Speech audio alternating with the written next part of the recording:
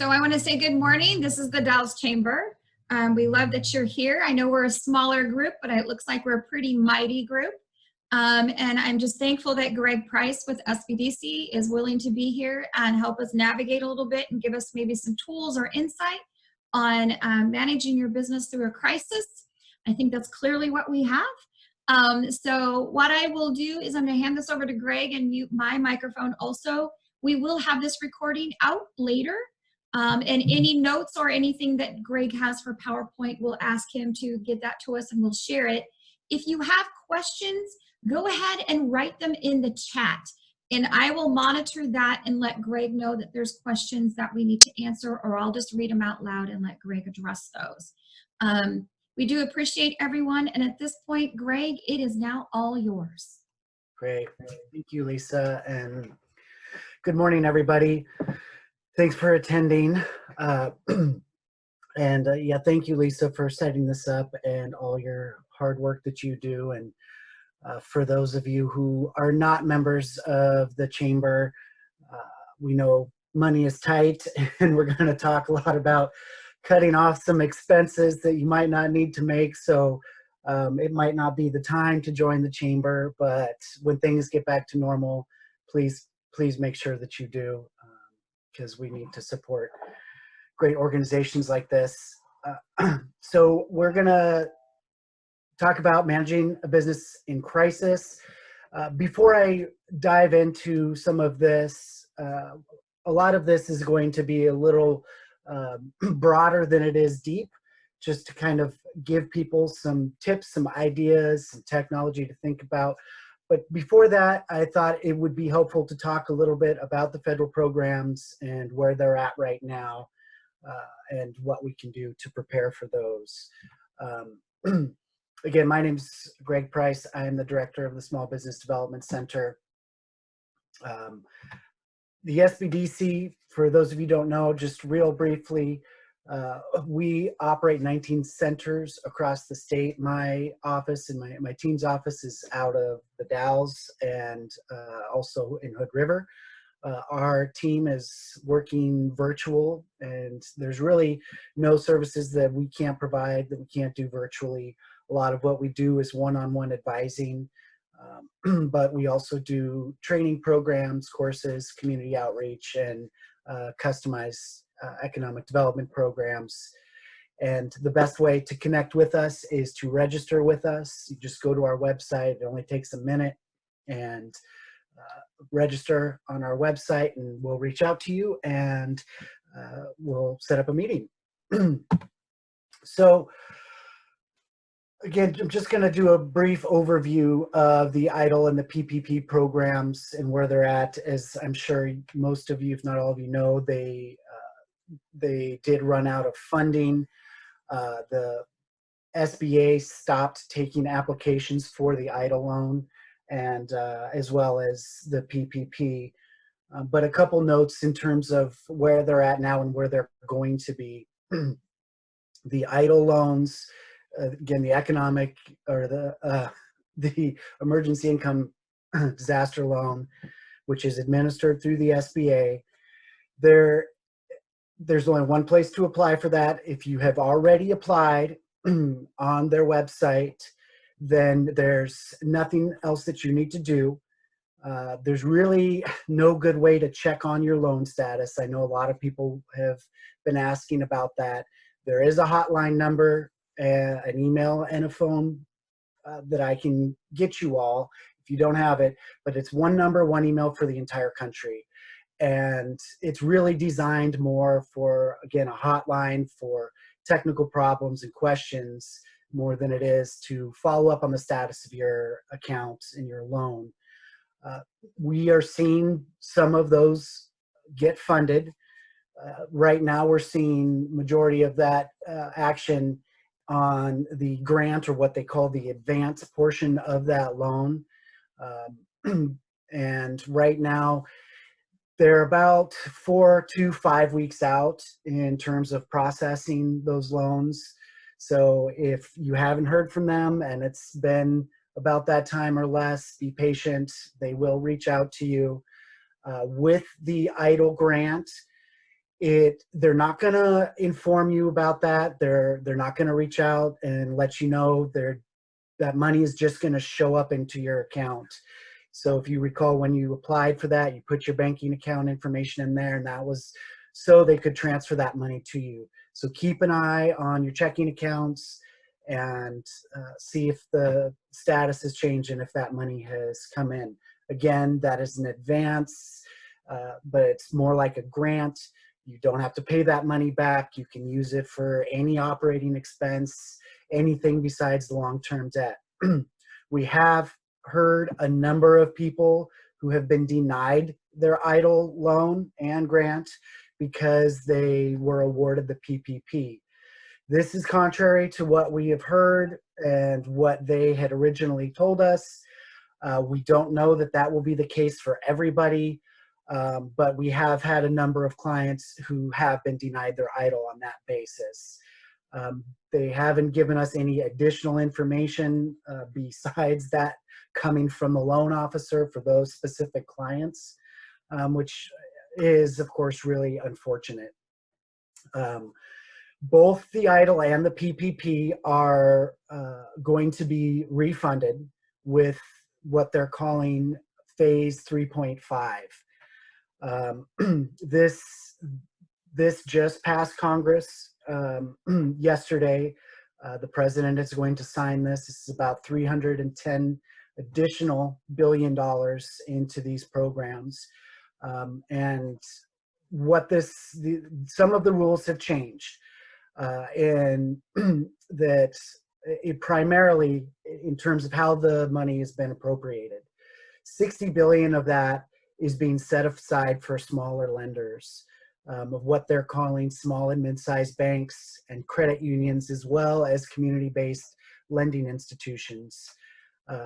These were what they have determined to ensure that these unbanked and underserved businesses get access to this money, and targeting minority-owned businesses, rural businesses, and mom and pop shops. So that is kind of the intent there. 30 billion is set aside to community-based lenders or community development financial institutes, minority depository institutions, and SBA microlenders. And 30 billion set aside to small and mid-sized lenders, generally between 10 and $50 billion in assets. Additionally to that, 60 billion is going to go towards the economic injury disaster loan and the grant program. 10 billion specifically for the grants and 50 billion for the loan program.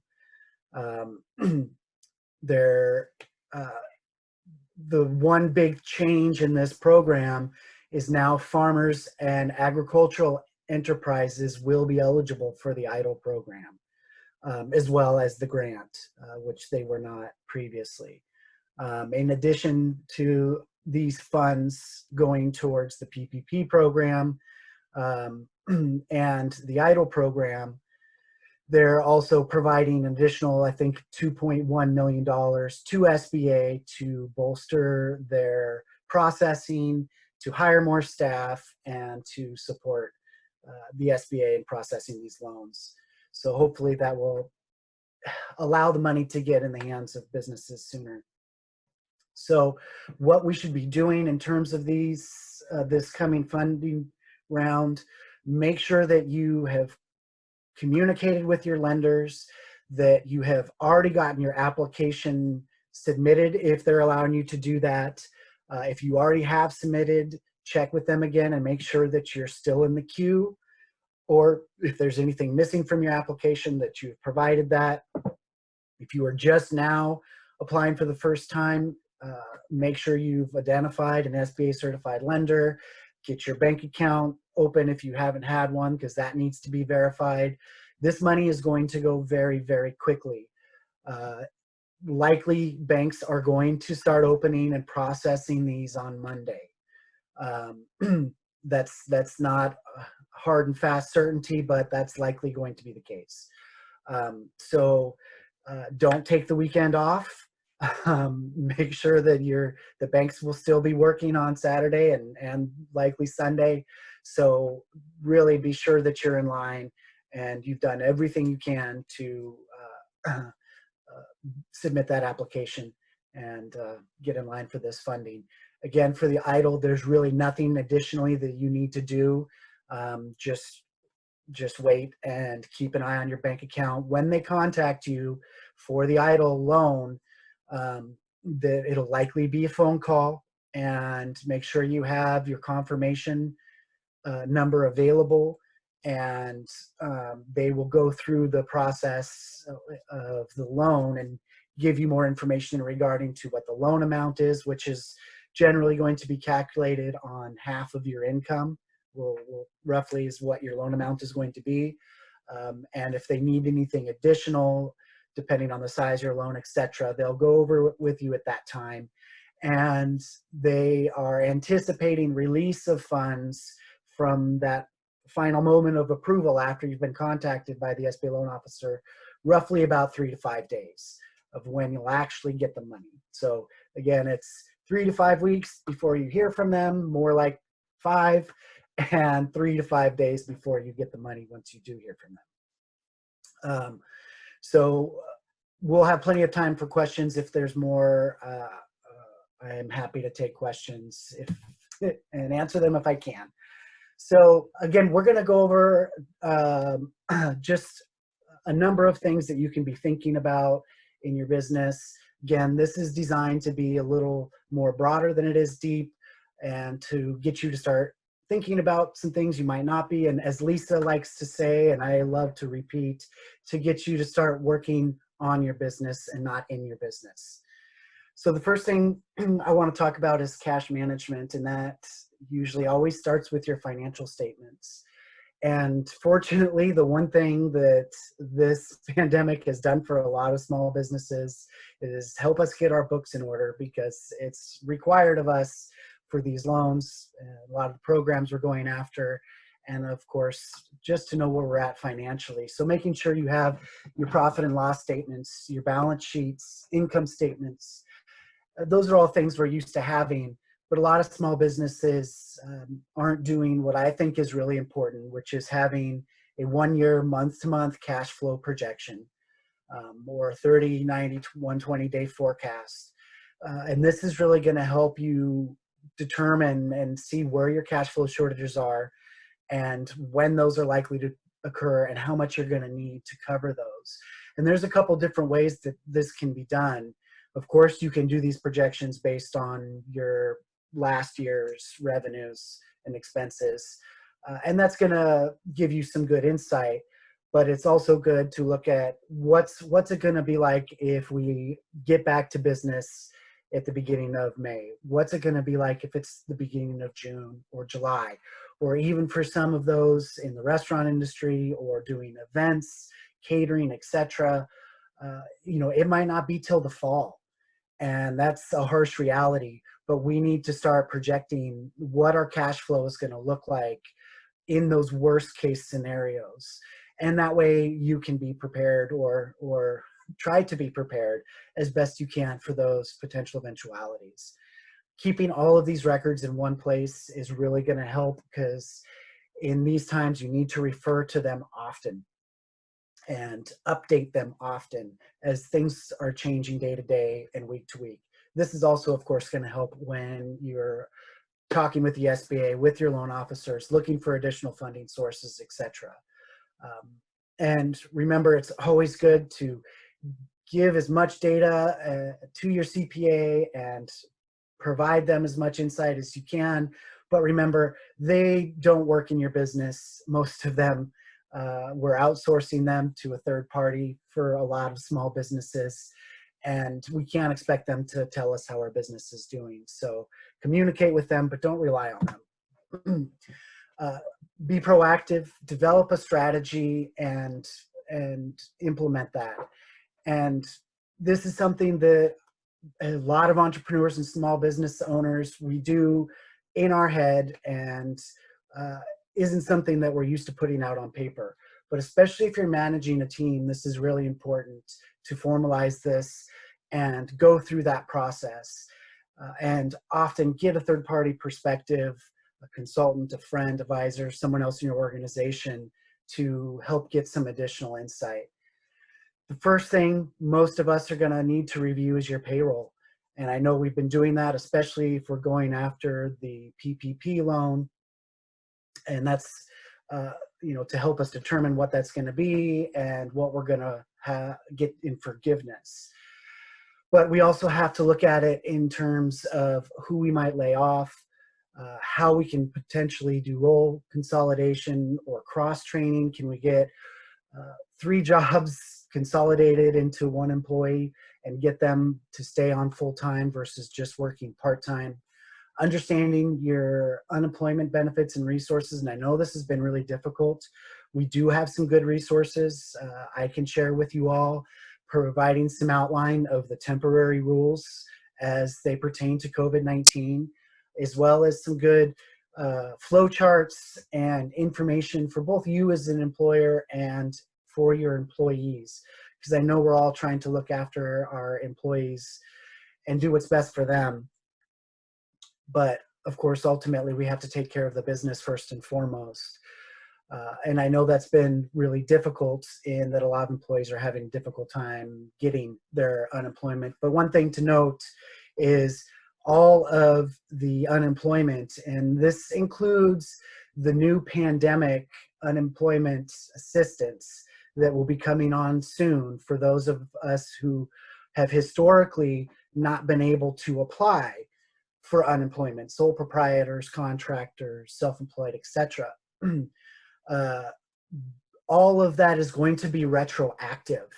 So if you haven't been able to apply, you will be able to get funding for that duration that you have had to shut down as a result of COVID. And I know that might not help you right now when you need cash right now, but at least you know that you will be getting compensated in that unemployment insurance for this period, even though you might not be able to apply for it right now.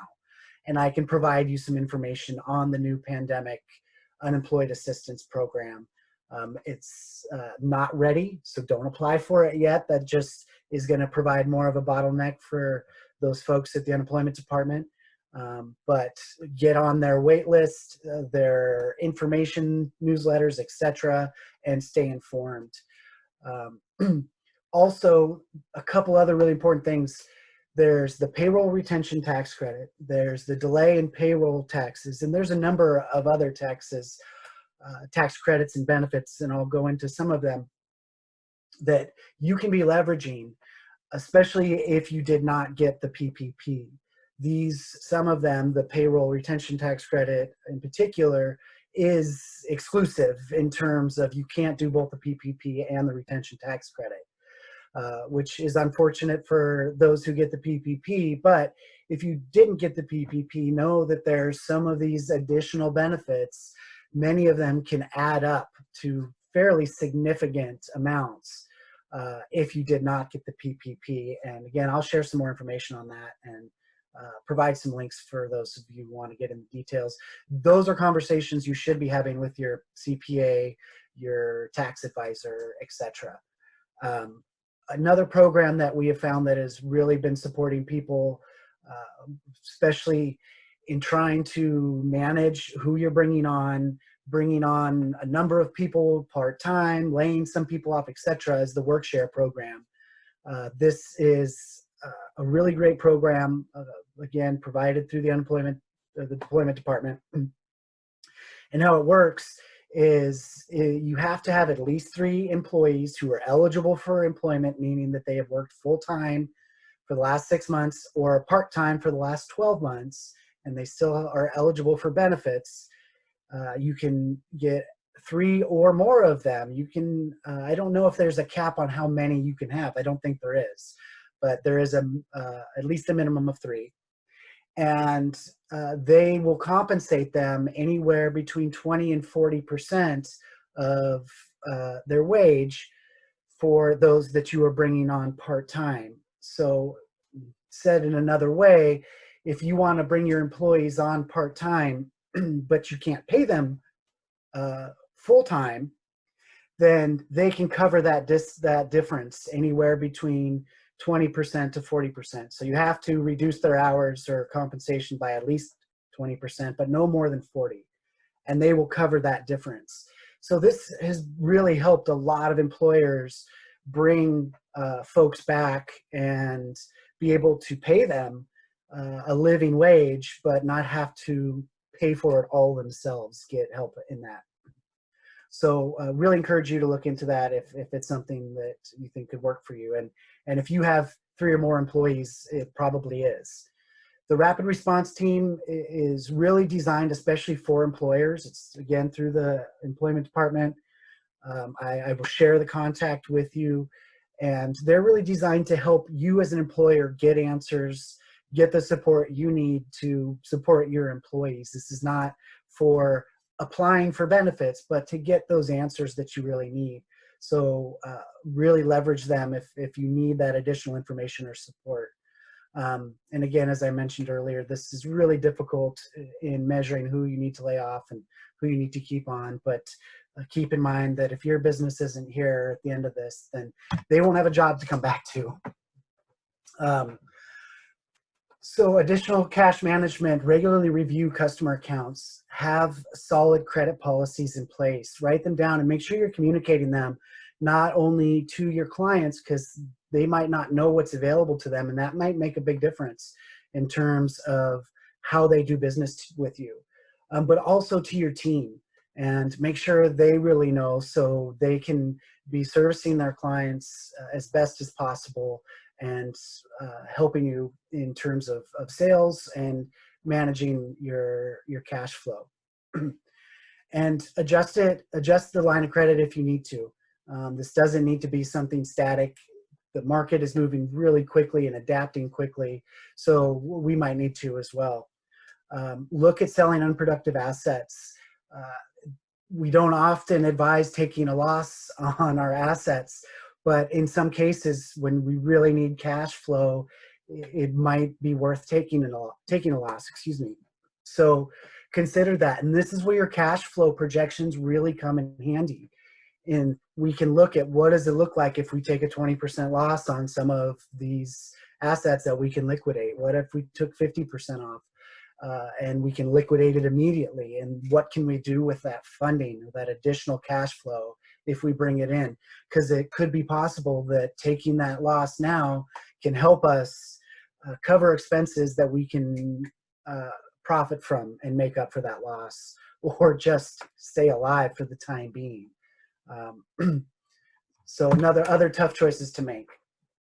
Make sure you're also reviewing your accounts receivable, and it's often a really good idea to do this in tandem with your client accounts. And no one likes to be the debt collector, but of course it's really important now to preserve our cash flow, but also making sure that we're working with our accounts and doing our best to support them.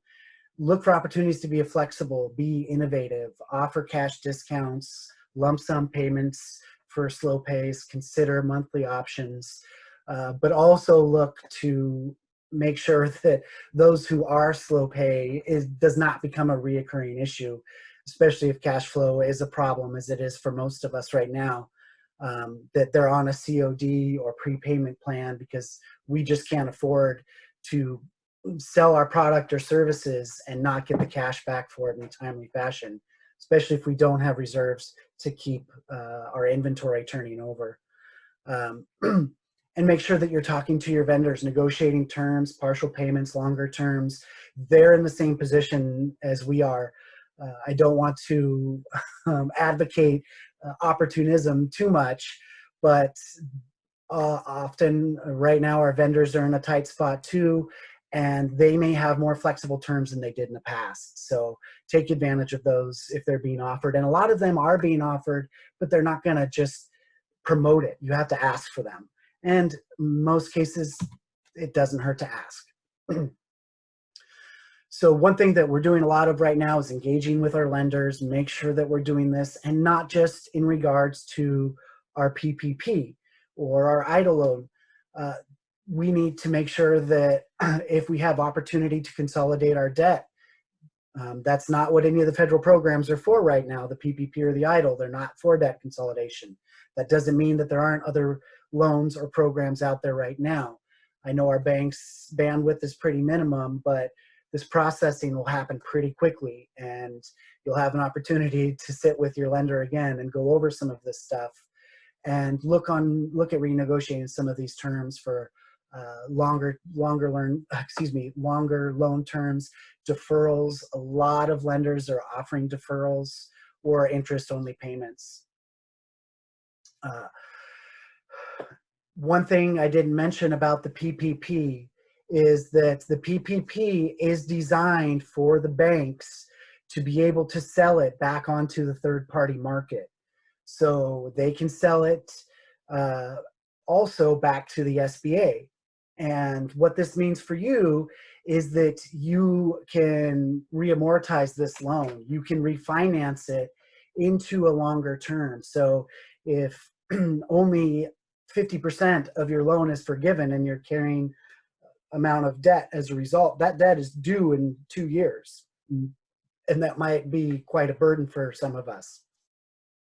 But you certainly can refinance that and extend that, and you can get up to a 30-year if you roll it into an SBA loan up to at 4%, and that's a really reasonable loan. Make sure you're looking at the traditional, the disaster loan, other disaster loans, but also the SBA 7A program, the 504 micro enterprise. They have small loans. They have their Loan Express program. They have a range of different programs, and those loans are in a different pot of money. And you don't have to work through the SBA. It's the same thing as the PPP. You have to work through SBA certified lenders or community finance institutes that are SBA certified. It's the same application process as it has always been with those loans, and they range from 50,000 to 10 million. And one of the nice things about these programs, if you can get into them by I believe it's September 15th, the SBA will pay 6 months principal, interest, and fees on that loan. So even new loans, they will pay 6 months of payments. And that's the same if you were holding a current note with the SBA. In any of those loan programs, it's not a deferral. Again, it's a payment. They will pay 6 months. You don't need to apply. You don't need to notify them. You just don't need to make payments for 6 months, and they will be covered. So take advantage of that, either in existing loans or new loans if you have that option. Connect with your local economic development organizations, MCED, Oregon Investment Board, Washington Investment Board. I mentioned the CDFIs. Around here, certainly MCED is offering a $15,000 loan and a $30,000 loan. They've expedited this process. They're shorter term loans at, I believe, 4 3/4%. But these are loans that you can process quickly, and they have the bandwidth right now if you need a bridge loan, and that's really what they're designed for. Communications, talk to your employees. Do they know the health risks? Do they know the safety guidelines? I know these are things we're all hyperactive and very sensitive on right now, but don't just verbally communicate it. Write this down. Have a policy and procedure in place that you can share not only with your employees, but these are things the community and your clients want to know now. They want to know, how are you safeguarding their health for your current operations, but also for when you are able to go back into full operations. So it's really important that we're, of course, following state, regional, local, federal guidelines, but that we're also communicating these both with our clients and our customers, and help them understand how the market is changing, how your business has changed, and how you are meeting their new needs, because their needs have changed. and make sure you're leveraging social media, digital platforms, etc., that everybody is focused on right now, and take advantage of those. And just make sure you're being realistic. And again, go back to your cash flow statements or your projections and be realistic and communicate that with your team so no one's caught off guard. One thing that I know the Gorge is fantastic about is communication, having the chambers as a fantastic focal point. There's a lot of industry trade groups, both at the national, state, and local level. These are organizations that you should be communicating with. Don't recreate the wheel if you don't have to. There's a lot of great leadership within these organizations that are working hard on these problems that you can take advantage of and implement into your organization. And make sure you're communicating new hours of operation, new ways that you're serving your clients. Pricing and cost containment. Evaluate your pricing strategy. And one thing I know I have been guilty of as a small business owner is not knowing my margins and assuming that that a certain markup was going to get me a profit. Make sure that you're accounting for your time. Your time is really valuable, and that's something as small business owners we discount really heavily. But it's really important that we are evaluating that and quantifying it to some degree in terms of how we're pricing. Otherwise, we're not going to be profitable. And if you aren't sure how to go about formulating this and building out a price strategy, please come to us. We're happy to help. One thing that I know a lot of small businesses don't do is write out your value propositions. These are things that we internalize, that we know, we live them day in and day out, but it really helps to write them down. Why are our clients buying from us? How do we differ from our competition? And it's really important that we do this again if you've already done it, because our customers are changing, the market's changing, and we just can't do business as usual. And really understanding your value propositions is essential in my mind. So take the time and write them out, and then communicate them, talk about them, share them with your colleagues, with your team. You might find that in doing that, they see your product, your service very differently than you do. And for no right or wrong, take advantage of that. That might be opportunity to adjust how and why you sell. Always remember, it always costs less to keep a customer than gain a new one. So make sure we're paying really close attention on how do we keep our current clients? Do we have opportunity to upsell? And that we're not diverting our attention too much to try gaining new clients at the peril of losing our existing ones. And always look for ways to get better at what you're doing, improvement process, lean management, incentives, technology and automation. A lot of companies are suffering from downtime right now, which is unfortunate, but there's also a huge opportunity to look at or implement some of these things that we haven't had time to do in the past. And remember, expense equals value. If you can't quantify your expenses, then reconsider it. Because these, if we can't equate some value to any particular expense, we really have to understand why do we have that expense in the first place. Pricing and cost containment. Again, so go through your list of expenses. You should have a chart of accounts and expenses attributed to each of them. This should be in your income statement, so you can look at every line item and go through them with a red pen. And same with your personnel requirements, which we already talked about.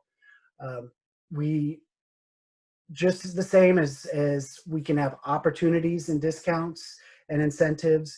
One thing we want to do is make sure that we're not in a panic and that we're not slashing our prices to try and be a low-cost competitor.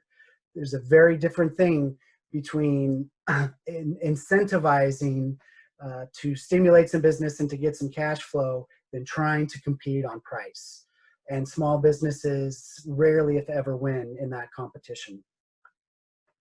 Another thing that we're seeing a lot of our clients doing is looking at our competition, and is there opportunity with other business owners to get support, to collaborate, to save on expense, to leverage your buying power with your vendors so you could potentially save money. Right now there's definitely a spirit of collaboration, so there may be opportunity there. And again, take advantage of that with your vendors and looking for discounts. With supply chain management, make sure your POS system, your point of sale system, has inventory management features, and that you're reviewing this regularly, if not daily, at least monthly. But in current circumstances, it should be daily or weekly, so we know where we're at. We're not ordering unnecessary items. If that's an automated process, might be something that you want to consider doing manually for the time being, so we're not spending cash that we don't need to. Consider looking at different products, services that have quicker return times, or vendors that can provide just-in-time ordering, and make sure that you're assessing operations and capacity regularly. So marketing, make sure that you have a plan. Again, a lot of small businesses don't formalize this, and just kind of go with what's in their head. But it's really, really valuable to formalize this, have a strategy, and when you're doing that, start with your value propositions. Those should really be driving your marketing. And make sure with any marketing, know before you spend, know the value that you're going to get out of that money. Marketing can be a really difficult thing to quantify the value on. So make sure that you really get what you're spending and why you're spending it. And don't assume. If you don't know, ask. If you are hiring out, make sure that you weren't signing long contracts, because you may not find that you need them for very long, or that they're the right organization to continue to work with you. And keep an eye out for new opportunities, new additional revenue streams, because as I mentioned a number of times, the market is changing, and changing quickly. And make sure that you're communicating this new marketing plan with your team, with your clients, etc. As I mentioned earlier, strengthen digital communication, social media, email, website. If this is something you need support with, if it's new for you, or even if it's something you've been doing a long time, this is something that we can help you with in terms of looking at different channels, of putting a effective campaign together, etc. Business technology. So there's a lot here. I'm not going to go through all of them in detail, but I just want to highlight some of the different areas where we can apply them, and then a couple different technologies that I think you as small business owners can check out if you have not already. One thing that I'm a strong proponent for is customer relationship management tools, CRMs. I've used quite a few: Nutshell, Salesforce, HubSpot, etc. These are fantastic marketing tools, and they can manage all of your clients' data. They can manage your communication. They can help you with your sales, and they can help you provide key performance indicators that can really keep you on track and help you understand how you're doing and where your sales are at, as well as keeping your communications consistent and really helping teamwork across your organization, as all of that data is accessible to everyone in your organization. And this really helps with the hit by the bus rule. If any one of your team happens to leave or something happens, you have this data there. There's not a black hole from that lack of data, or the clients that they were working with. You can, as best you can, pick up where they left off. Of course, reach out, be social. You know most of these: Facebook, Instagram, etc., YouTube video. Some of the lesser used ones: MailChimp, Constant Contact, SurveyMonkey. These can be really helpful in getting great metrics and analytics on the messaging that you're sending out. And also, like with SurveyMonkey, I know we're inundated with a lot of surveys right now, but it can really help get better perspective of where your clients are at and what they need, so we're not just assuming. Point of sale systems, there's so many out there. They're all really low cost right now, but your point of sale system should have customer, employee, and inventory management, as well as sales reporting. If they don't, I would highly recommend you research other POS systems. As I said, a lot of them are really, really affordable, really user-friendly, and they provide a lot of cross-functionality. With payment processing, there's, again, a lot of new options. One thing to consider, people want to be hands-free right now. They don't want to handle cash. So even if they're coming to your brick and mortar place, consider offering PayPal or Venmo right then and there, so they don't even have to pull their card out of their wallet. Whether it's Google Wallet or Apple Pay, they can swipe their phone or just send you money right then and there. And this can be another great incentive for clients to come to you versus other places if they are worried about that kind of thing. QuickBooks, they provide all of these services with point of sales, with payment processing, and of course, with most of these or any of them, it's really nice if they can integrate into our accounting software. And of course, QuickBooks and Intuit certainly does that. Another thing we're becoming experts on is virtual meetings.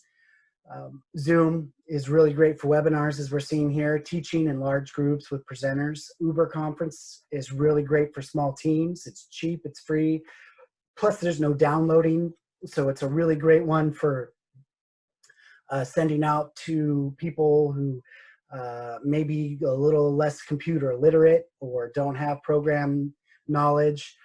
They just click and run. Go-to meetings are good for larger businesses and organizations. Same with Blue Jeans.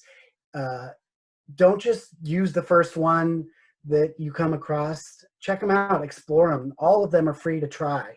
So take the time to try out, see which one works best for your organization. Internal communications. I know we as a team, we just started using Slack. They're not just redundant instant messaging. They provide a lot of additional tools, additional functionality. They can help you with different search functions, with attachments. There's a lot of different cross functionalities that can help you stay in closer communication, organize those threads, and save time. So look into how you can use these, because they can really be of value. Set expectations and protocols around these communications, or else they will not work and they won't save time. So make sure that we're communicating that. So security, this one's really important right now, because one of the things that we're seeing is in a lot of the new market adoption and innovation, a lot of that is really positive and beneficial, but there's also a lot of bad actors that are taking advantage of this time and this opportunity, and a lot of it is being done virtually. So this is the same with the SBA. Make sure that you know who you're talking to. If the SBA contacts you or your lender contacts you, verify them. Don't just give them your information right away, because there's a lot of scams out there right now that are looking to get your credit card information, your bank account information, and they are succeeding in a lot of different ways. So make sure you're being aware that there are a lot of bad actors taking advantage of this situation. And so not only do we need to guard against that, but it's the same with virtual meetings, with our internet and our network. Make sure that we have virtual private network, or VPNs, if we're accessing our intranet virtually. Have password managers. Know that there's a difference between the browser password managers that you're using and a professional company password manager. You should have both, but don't expect your browser password manager to be sufficient for your business. So again, really make sure you're paying close attention to security. And this is one thing that we are going to be doing additional webinars on in terms of working virtually and really focusing in on the details of how you can take your business virtual, both with your staff as well as your customers in operational and managerial best practices. Check permission on shared files. A lot of us are using G Drive right now, and we're sharing Google files, Sheets, etc.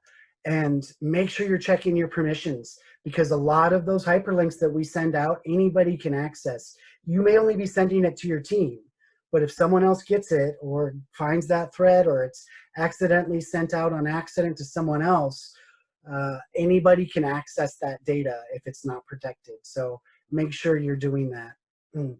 And make sure you're not sending usernames and passwords in the same thread. If you do need to share those, again, what that means is send it in 2 emails. So again, they can't be captured at once.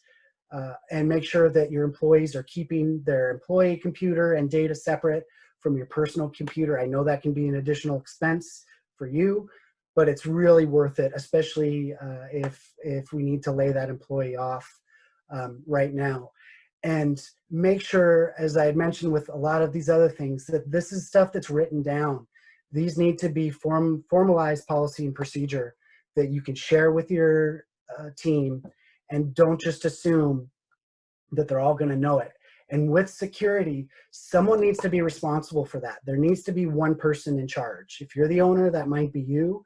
Maybe you have an IT guy, but not everybody on their team should be in charge of their own IT and their own security, because they're all going to do things differently, and they may not all be doing it well. And it's our responsibility as business owners to make sure that they are. So again, formalize that process. I'm going to just breeze through this because enterprise resource planning is a great program. I bring it up because a lot of us some of us are manufacturing, restaurant industry, etc., where we have a lot of different inputs, a lot of different systems, a lot of different customers that we're managing. And these ERP systems can really help us have one system that manages it all. And historically, these have been primarily used by larger companies. The softwares from Oracle, Microsoft, and SAP are pretty expensive and can be unyielding. But NetSuite, QuickBooks, SysPro, Xero, they have designed these programs specifically for smaller businesses, so they're more affordable and they're easier to implement. A couple other strategies.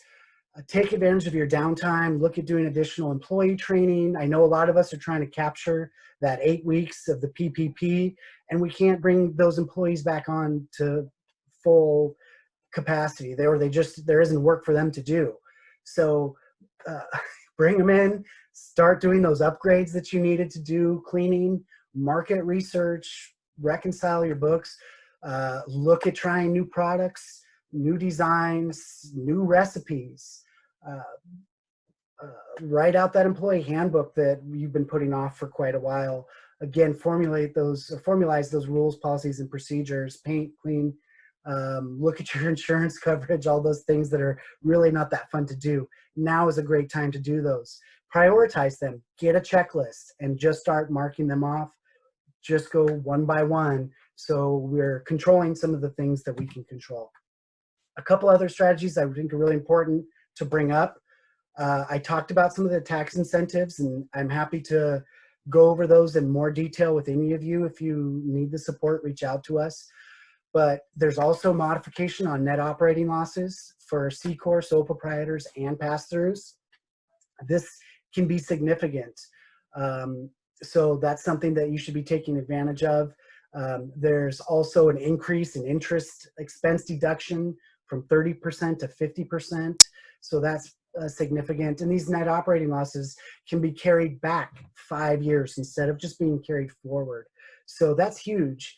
And there's a lot that you can do with that. So make sure, again, you're talking with your tax advisor, your CPA, us if you need it, your chamber, and always make sure you're getting outside counsel. Even if you're doing really well, it's always good practice to have another set of eyes. One resource I love sharing with people, it's such a great program. It's the Small Business Legal Clinic. It's out of the Lewis and Clark School of Law. Here you can get 10 hours of professional legal help for only $25. And that's not $25 an hour, that's $25 total. So you're really just paying for the application fee. This program is specifically for rural Oregon businesses. And right now it's only about a week until application to scheduling. So you can get this support very quickly. They can help you in all matters of your organization, of whether it's reorganizing, whether it's looking at bankruptcy, which hopefully isn't the case, restructuring, etc. The one thing they don't do is litigation, and you must be at 50% medium high income. This is designed for lower income individuals. I believe the medium high income is about just over 60,000 in Oregon, so that puts it about $40,000. So take advantage of it, and if you can't, share it with someone else. You might have a colleague, a competitor, who knows, but be collaborative, share that with someone else. They may be able to take advantage of it. They are really looking for people to take on. I provided a link for you to apply. Talk to your utilities, electric, internet, phone, water. I know in a lot of the rural districts in our area, they're providing grants for some of this. So take advantage of that. If not, there certainly are deferrals. One resource I just came across recently that's really great is Commerce for Good. If you need help with tech strategies, website development, that whole digital aspect and media, social media, etc., they are providing free support for this, for those suffering from COVID economically. And then finally, before we go into questions, I just want to say, make sure you're taking care of yourself. We can't support our team, we can't support our clients if we're not taking care of ourselves. So take a walk, read a book, exercise, do something that makes you feel good, and make sure that you're protecting your family. And keep in mind that this will pass, as all recessions, depressions, etc. do, and we'll get through this. And we have a great community to support us in doing so. Finally, just Business Oregon has some great programs. They are also working on the emergency fund right now. The board just met on that yesterday, I think it was. So that some of that funding has been approved. It's still being processed, and the ruling is still drafting. So there's going to be support in terms of housing, in terms of small business, in terms of hospitals, and domestic violence. So there's going to be a significant pot there from the state that we can leverage. The Oregon business is working with some of that. And they also have some great programs that if you're looking for additional funding for other loans, etc., they can be a great resource. And they have done a lot to streamline some of these processes to help you get access to these funding sources sooner and easier than they have been in the past. Here's some details about Workshare, so when you get this, you can look over them. And the links that I had mentioned, some details on the payroll taxes, debt relief, etc., all this stuff here, so you can have it, and I will share that with Lisa so she can get that to you.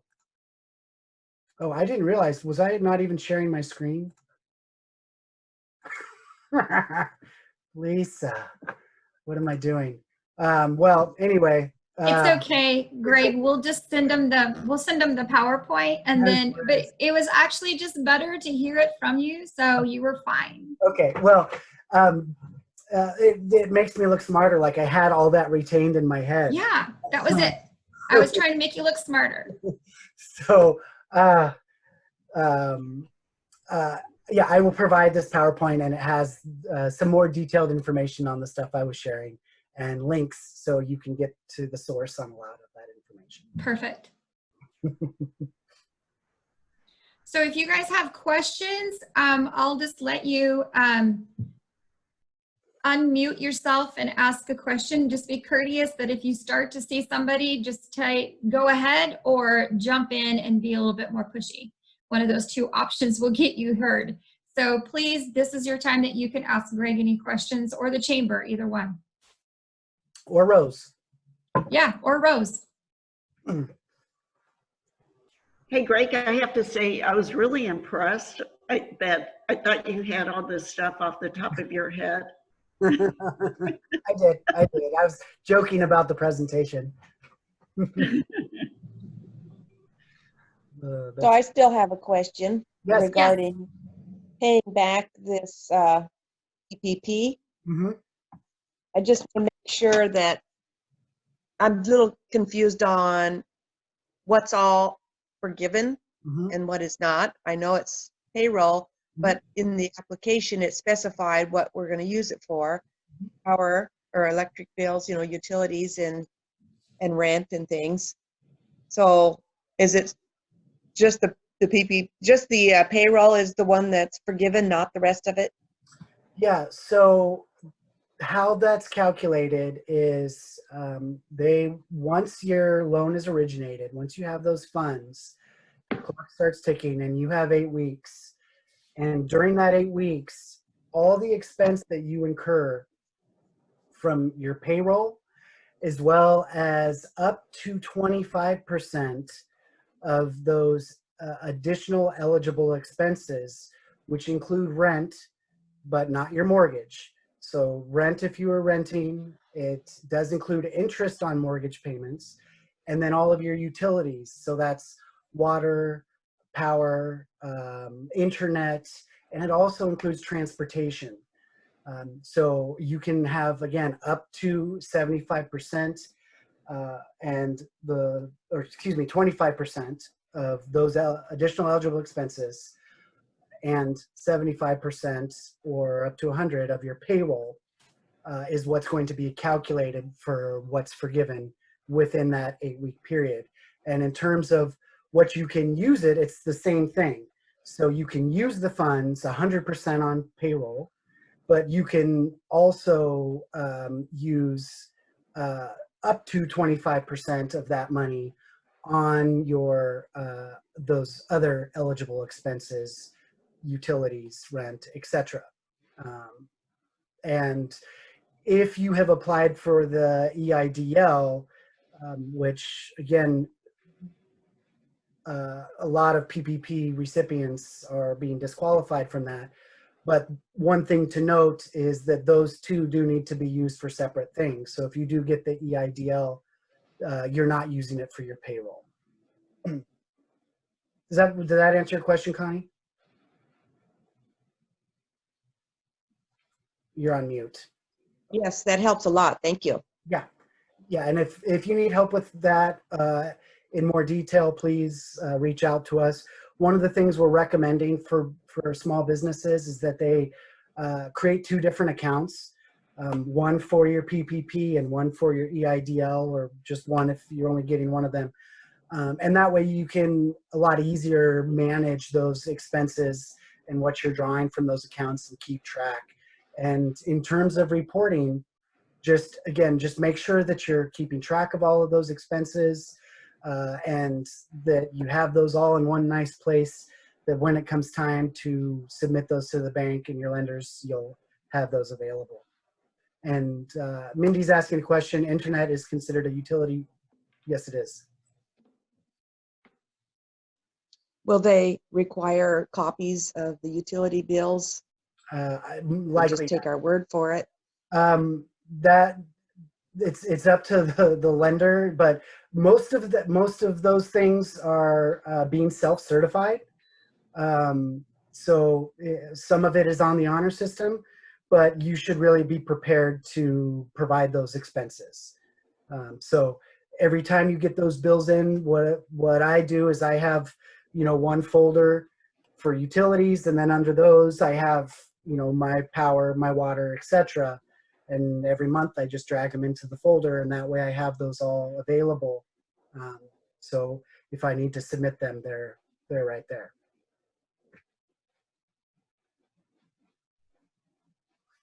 And the other thing is really communicate with your bank.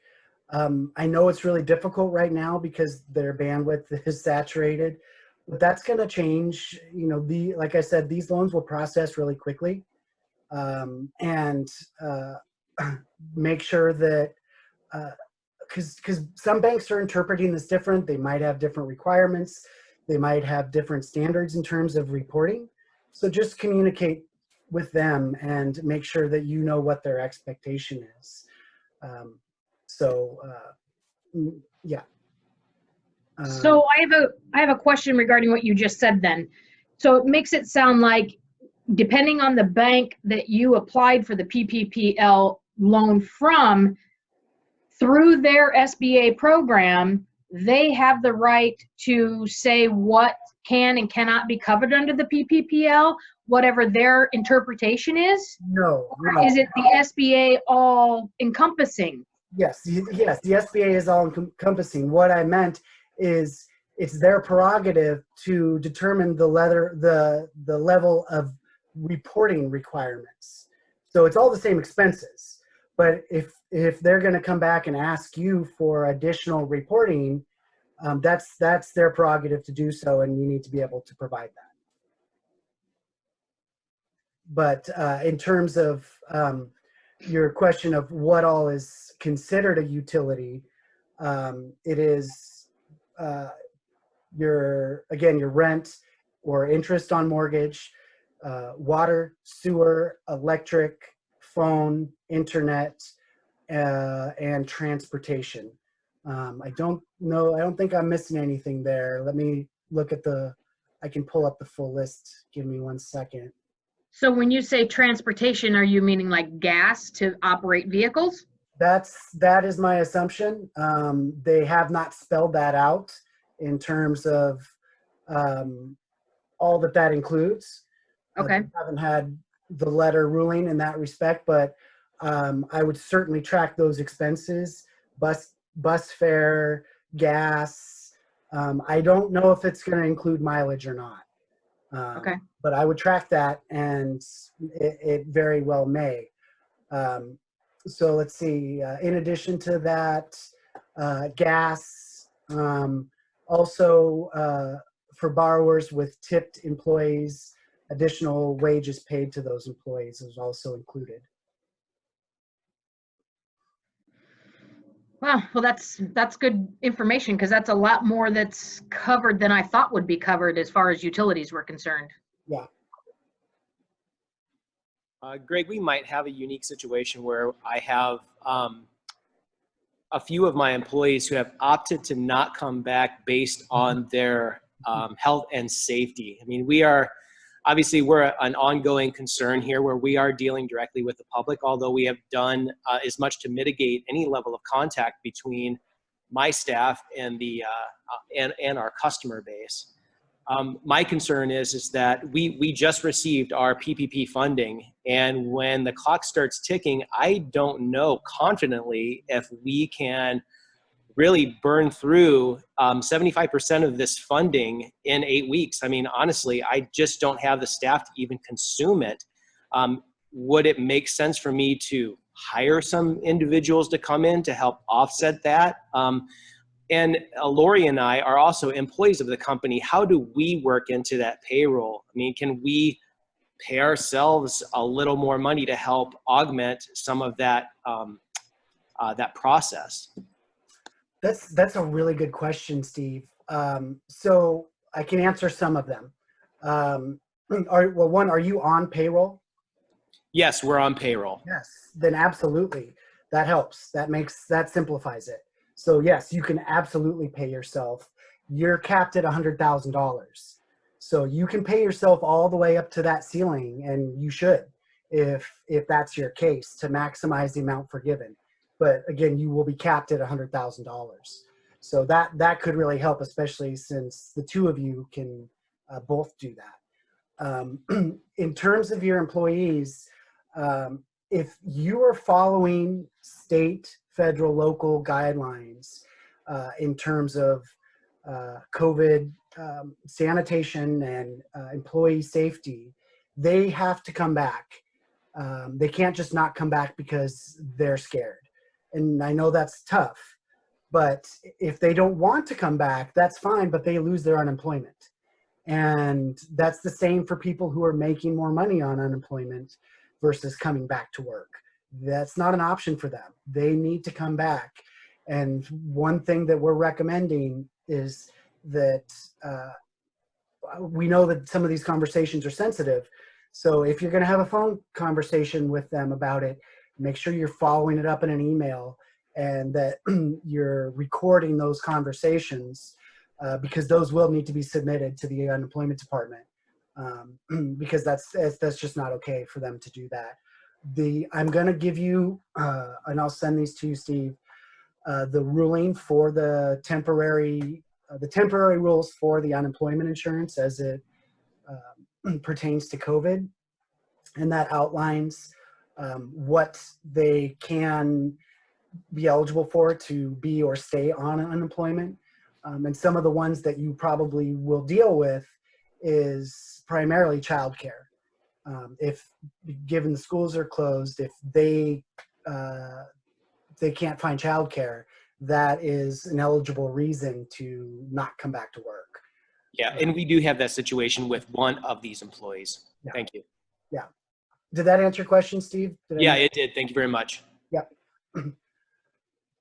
And yeah, like I said, I'll shoot the temporary ruling to Lisa, and she can share that. It's a really great thing to have on hand. The other is, as I mentioned, is the rapid response team, Mike Scroves. He's a great resource and someone that you can reach out to for those specific questions. Mindy, you ask, could we pay those employees more for coming back and call it hazard pay? You can call it whatever you want. Sure, you can just give them a raise. But I'm sure you could, if you were meaning that you want that pay to be temporary, because obviously you can't afford to provide them a raise and continue that. Yeah, as long as it's the salary per employee is capped at an average annual $100,000, you can pay them whatever you want. I'll look into that a little more to see if there's any issue with calling it hazard pay. But Rose, can you think of any issue there? You know, Greg, I know a couple of bigger companies who are giving pay and they're calling it hazard pay just because they're asking their essential employees to work during this time. It is a temporary raise in pay. So I honestly don't see an issue with it at all. I think it's being well done. Yeah, I don't. So my fear would be, I have no problem using this money if we're able to get this PPPL loan, which I'm still waiting to hear whether or not we're going to get it. But I have no problem whatsoever giving more money to my employees for coming to work. I mean, our electricians are essential employees anyway, but the office staff I've had to lay off, and I would be more than happy to give them more money to come to work and be here for, support for our electricians. But my fear is that someone's going to turn around and say, oh, well, this isn't considered approved use of the money, and it's going to come down later down the road when we've already spent it that way, and then all of a sudden it's not going to be a forgiven loan. Yeah. And so how do we protect ourselves as companies to make sure that this stays a forgiven loan? Yeah, I think that's a very reasonable question and concern, Mindy.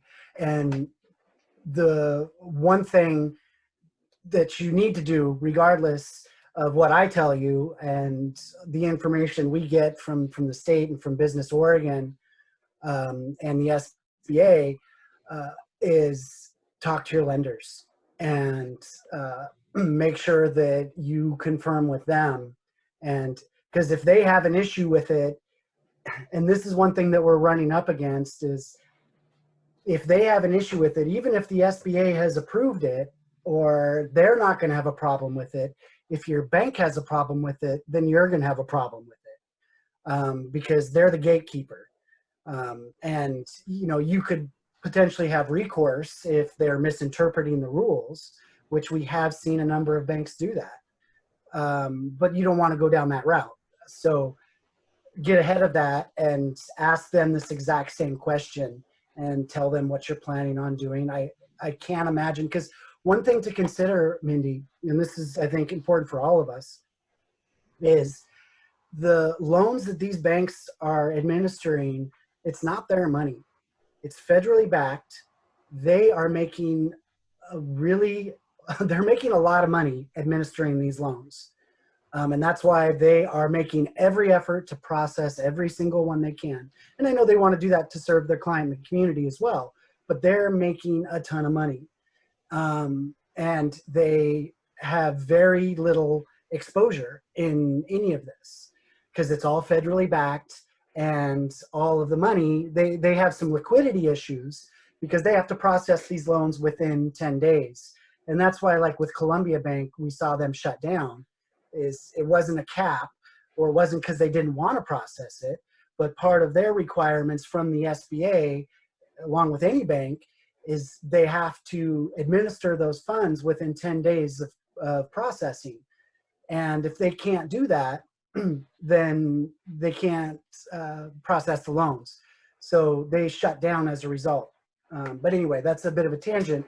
My point is that these banks are highly motivated to incentivize as much as you can, or as they can, or process as much as they can. And again, there's really no risk.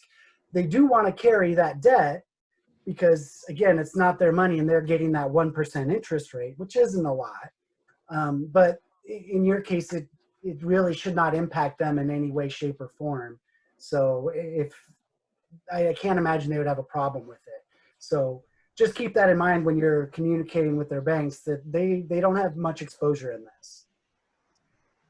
Yeah, and Mindy and anybody else who's doing the PPP, Greg's right. Go to your banks and communicate with them directly, because we're seeing different banks having not different rules, but different guidelines.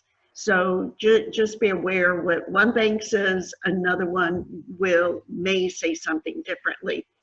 Just like when they were doing the applications, that's where they were put on hold for 2 or 3 days. The original application was not appropriate for their bank, and they wanted to redo what was best for their bank. So check with your bank on that. But honestly, I wouldn't see a problem with it. So if we've applied for the PPPL through one bank already, we can't go to a different bank and try to apply again, correct? Yes and no. You can only get one PPP loan. Right. And you can get it through whoever you want. And so that's a little bit of strategy you have to consider. So one thing to note is that, again, there's going to be $310 billion coming into the program, and 60 of that is going to be carved out for smaller community banks.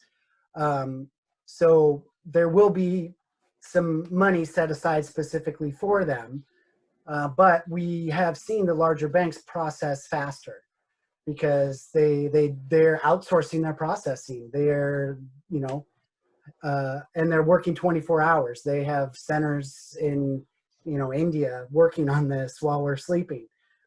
So some of the bigger banks are able to process quicker, but the smaller banks now have a carve out. And to be honest, Mindy, that might not be very helpful because we really don't know who's going to process the most and run out the quickest. Who do you bank with? Columbia State Bank. Yeah. And I'm beginning to get a little bit irritated after hearing everything that's going on. Yeah, I don't blame you. We had a number of people who applied very quickly and didn't get it, and really should have, because of their liquidity issue. And smaller banks are going to have that problem. They just don't have the assets to process these given the timeline put forth by the SBA.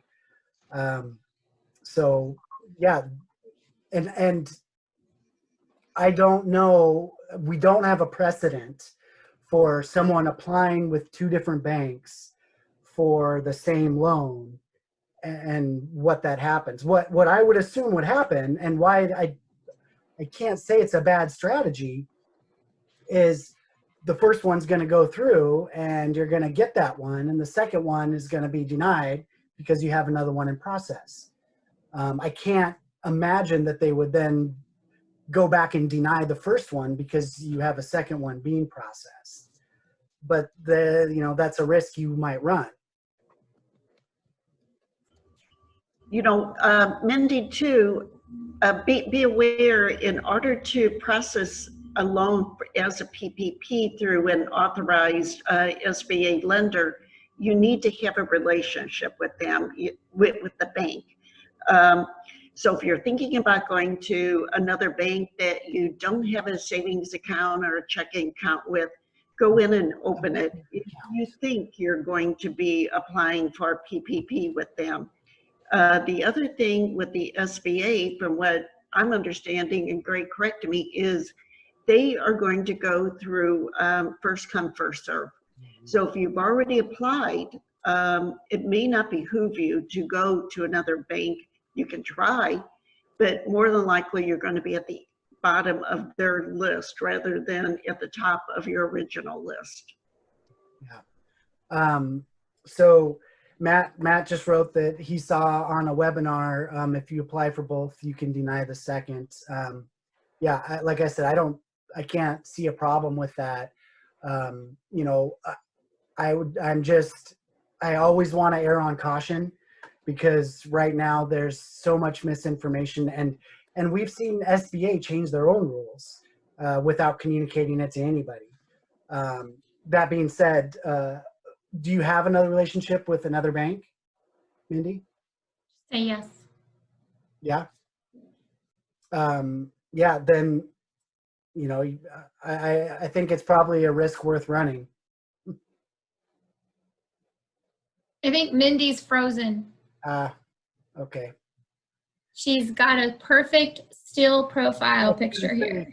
She's got a poker face. It's a very poker face. It didn't freeze her while she was smiling, unfortunately.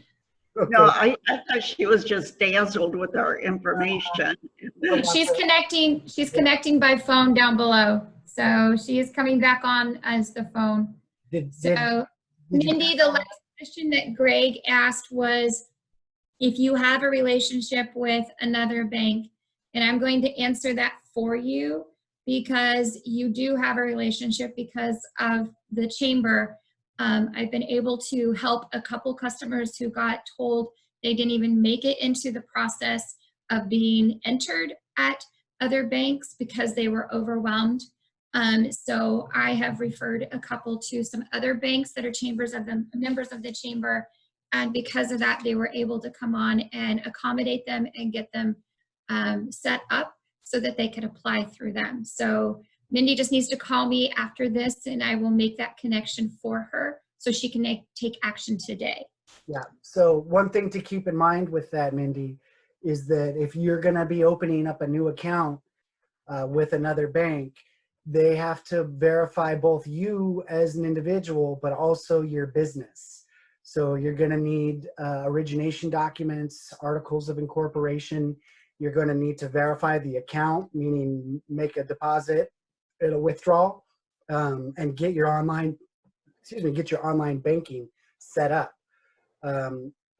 Whether you can do that by Monday, I don't know.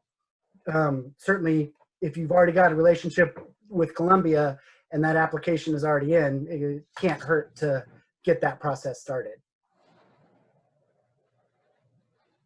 So on that note, Greg, I'm going to try to reach out to a couple of the banks that I know that had to shut down the process, and at least try to get some info so that I can find out, are you staged and ready to do this all over again starting Monday? Because that could be as soon as this starts.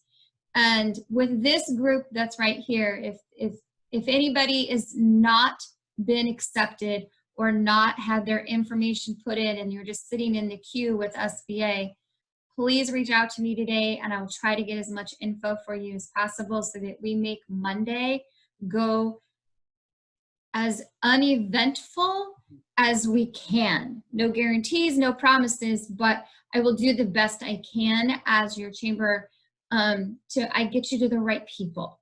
So if you have not applied, you did not get even entered or processed, please reach out to me today. I am going to make some phone calls sometime this morning to see if people are ready and staged to do this. And Lisa, when you talk to those banks, can you do me a favor and see if they can get you some regional or their regional lending numbers? Okay. Yes. Sorry. I know I was supposed to do that for you. That's all right. It's been a little busy. Also, can you unmute Mindy? I think she's having a hard time doing that. She might be on her phone. Mindy? Okay, Mindy, you are now unmuted.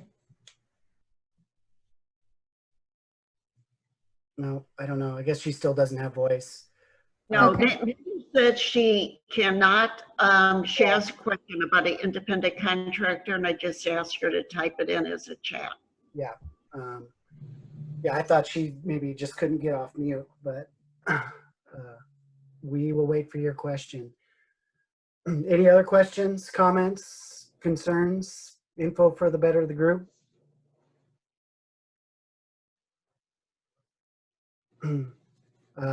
So I am also a massage therapist, losing money daily and did not massage, but I still have bills to pay. Can you apply as well? Absolutely. Yes. Independent contractors can apply. If you have not, you should also be applying for the EIDL. I'm assuming that the EIDL will reopen for applications. We don't know that. That refunding might just be to pay off the existing pipelines and the loans that have already been processed. That I don't. It was my understanding, Greg, that I read that they were going to try to satisfy all of the EIDL applications first. Yeah, well, that'll certainly, yeah. Just like the other thing, it's going to be first come, first serve, and the order was received. But we don't know how big that pipeline is as to whether there'll be more funding for additional applications. But keep your eyes open for that because it may reopen. But yes, absolutely, Mindy, you can certainly apply for that as well. So, Greg, can't she now also apply for the unemployment as an independent contractor? Not yet, but Not yet. Able too soon. They don't have a date. Okay. And as I said earlier, it's important not to try and apply now because it's just going to slow them down. But you will be able to, so that'll be great. And again, Mindy, that will all be retroactive from, I believe, from whenever you had to shut down, which was probably like February 15th or mid-March, I don't know.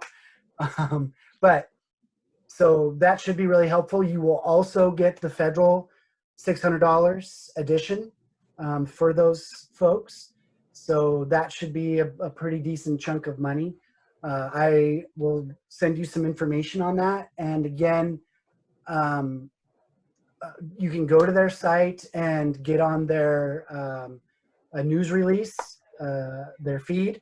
And that way, as soon as it becomes open, you can apply and just be patient. They are expecting tens, if not hundreds of thousands of applicants, the first day. So everybody is going to be applying for that at once. So it's going to crash and you're going to have to do it a number of times. So just be patient, be ready for that, and let us know if there's anything we can do to help. Matt says, talk to CPA about S-Corp and get you an employee versus owner. Owners are employees if set up correctly, right? Like I said, if you need support with that, the we can help you if you need support in looking at that option. That is a great suggestion, Matt. Thank you. Additionally, the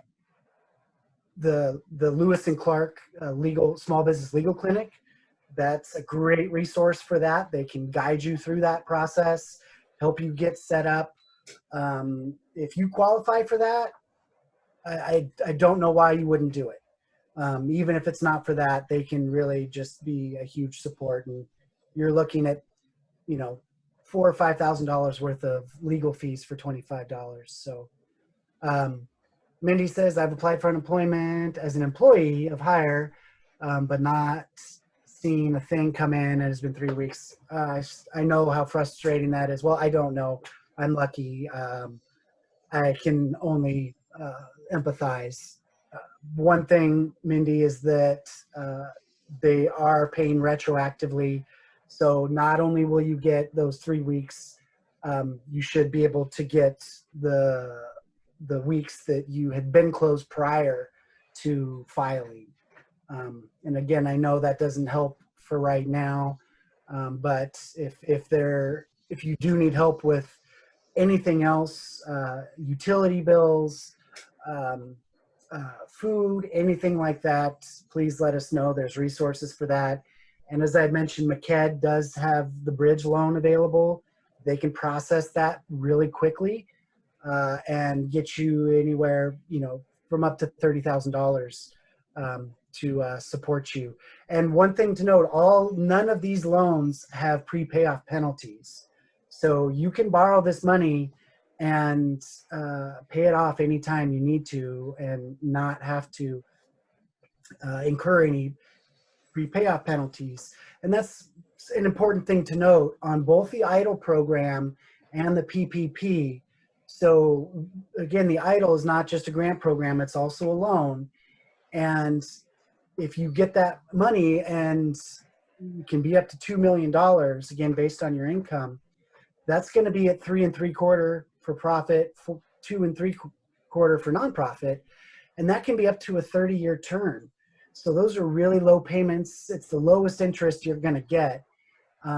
And even if you don't need that money right away, that's something you can put into your bank account, your savings account, your checking account. You can earn some interest on it and practically have that interest you're paying null, and use that as a buffer. And that's the same with the PPP. You want to refinance that into longer term for whatever extra portion isn't forgiven. And as I had mentioned, really look into the SBA program. They do have the express loan option that for smaller loans to get funding out quickly if you need it.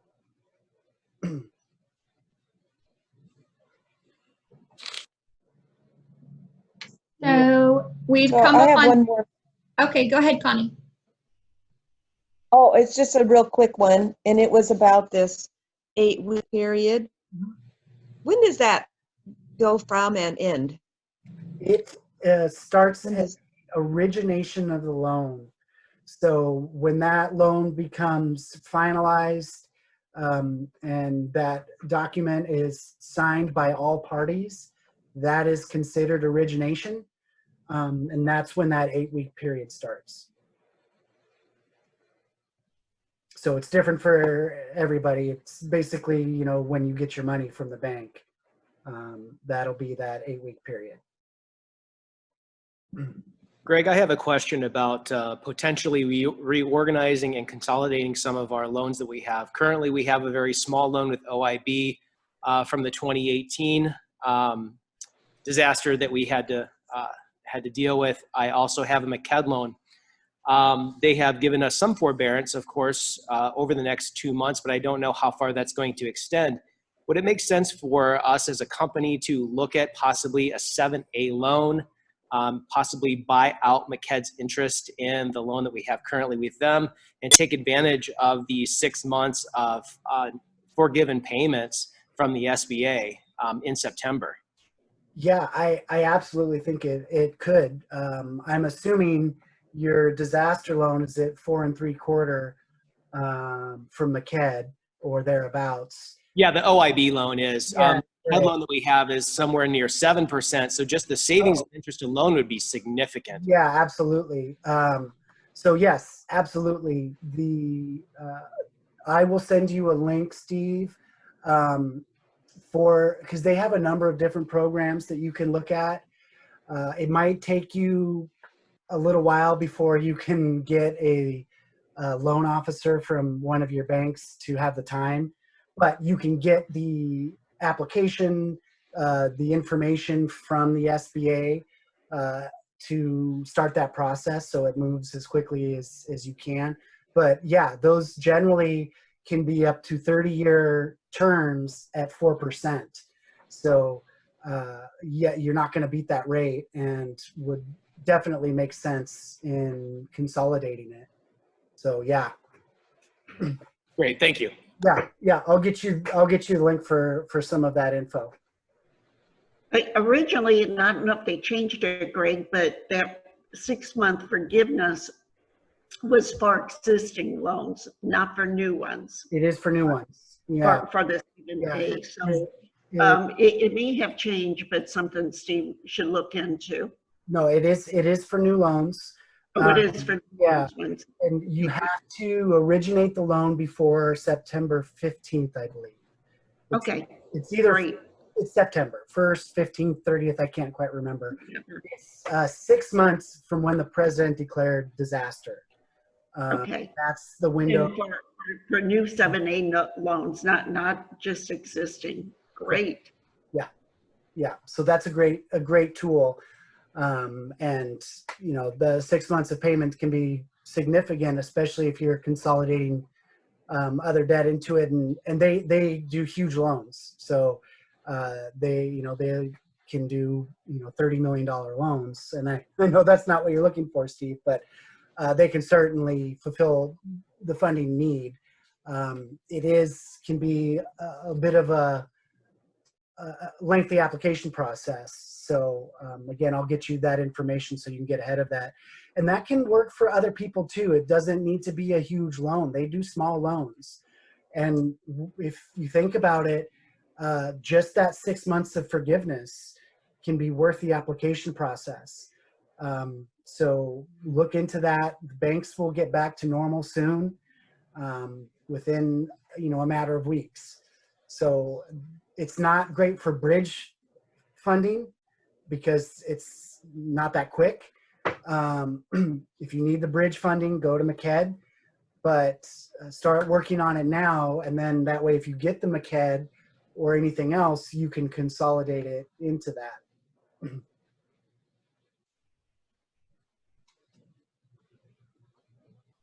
Okay, it is 10:34. We had this scheduled till 10:30. I want to respect people's time, and personally, I have another meeting that I have to hop onto, and so does Greg. And we're supposed to be there early today. All right. So, yeah, so we both are supposed to be on there no later than 10 till. Just as a reminder, Greg. And then, but I will download this video, get it edited, grab Greg's notes, and hopefully before the end of today, I will get that emailed out to you. I will also have my team be making some phone calls to our local banks to find out if they're ready and staged for Monday, if they're taking on even new applications, and then what their results have been as far as the past ones for the region, so I can get those numbers to Greg that I promised I would. So thanks for being patient. We've been a little crazy here. Everybody, thank you. Please know that I'm here. Greg is here. We have some amazing leaders in our community. Rose is here. We are here for you. I don't know all the answers, but I know that I'm connected to people who do, and I would like to make that connection for you if that's what's necessary. So please know that you are not in this alone. We are here as your team. MCED is even a bigger team, and the meeting that we're going to here shortly, the resiliency team for the Gorge, is 70+ people on that team who care for everybody in the Gorge. So know that you've got a team behind you who are rolling up their sleeves every single day. We will get those answers for you guys wherever we can. So all of you, happy Friday. Try to smile. Know that you've got a community who cares about you, and we're doing our best to make sure that you are still here when we get to the other side of this. So thank you all. Thanks. Thank you, Lisa. You're Have a good day. welcome. Thank you, everybody. Thank you, Greg. Thank you, Rose. You're welcome. Thank you. Anytime.